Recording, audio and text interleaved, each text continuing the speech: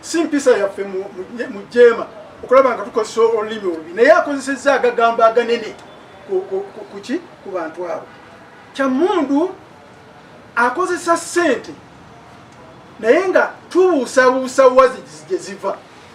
ziringa ssente zino ezimuweebwa ajja atabangula ejjeema naye nga si kiki sizize wano bwe waali watandise okubeerawo nga wagenda okubeerawo okulonda yakola n'atemba ne billboards ku buli nguudo Jinja Road wamu wonna wonna ng'agenda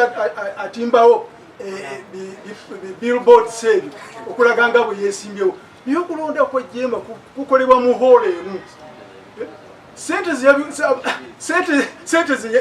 gye yazijja zikola ebintu ebyo byonna kiraga lwatu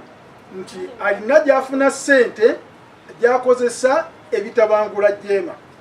agenda agamba mbu simanyi jjeema efuna ssente nnyingi nnyo ayogera ku miliyoni 10 nga gy'obeera nti ssente zino ze zirawe nnyingi ennyo ssente zino ziva mu electoral commission ewa buli kibiina ssente okusinziira ku nnamba y'abamemba of parliament bekirina mu parliament jjeema erina omubaka omu ssente za jjeema zefuna ezo miliyoni 10 bw'ozigabanyaamu emyezi 10 kubanga miliyoni 10 za mwaka bw'ozigabanyaamu emyezi 12 buli mwezi jjeema eba efuna miliyoni 8 ezo ze zikola kukuddukanya esekuriteriyeti kwetagwa ebyetaagisa ku ofiisi wano bingi amasannyalaze amazzi Mwami Mayanja ne banno okulembeze bwaggwako era kati baliwo okukozesa maanyi bali mu buyinza lwa maanyi balowooza balina kukola bye baagala naye tutadde ensonga zaffe mu kooti bayirawo kyekibakanze n'okulaba nga batandika okupakuka kukola ebintu bino ebitajja naye twagala okusaba mwami Kibirige mu kitiibwa kye tubadde tumuwa n'obusajja bukulu bwe ate yandibadde teyeeswaza mu public mu mbeera efaanana bweti Mwami Mayanja yatandika ekibiina n'awanika standards ezimulemye okutuukiriza twagala okumusaba nti Mwami Mayanja ddayo ku nnono ezo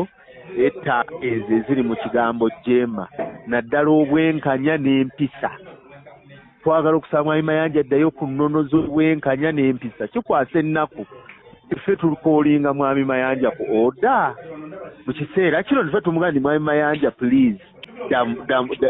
weetereeze ne banno kikwasa ennaku gy'abazze babituyigiriza batuuse ekiseera bibalemeredde kati batandise kuvuya ekyamazima kikwasa ennaku bandizikubuulidde nimpisa kize sirina okubanja accountability nti mubanja accountability y'ekibiina ya funds ze tufuna Mwami Mayanja mu kitiibwa kyo n'ogamba nti mugenda tegeka ku delegates conference lwakuba temulina ssente mulinze okuteeka ssente emyaka 3 ekibiina ekirwanyisa Mwami Museveni ne kibanga oluvannyuma lw'emyaka 25 jjeema gyemaze kyokuteeka national delegates conference mulina kulinda ssente za Museveni miliyoni 10 buli mwaka mufune miliyoni 2 muteeke delegates conference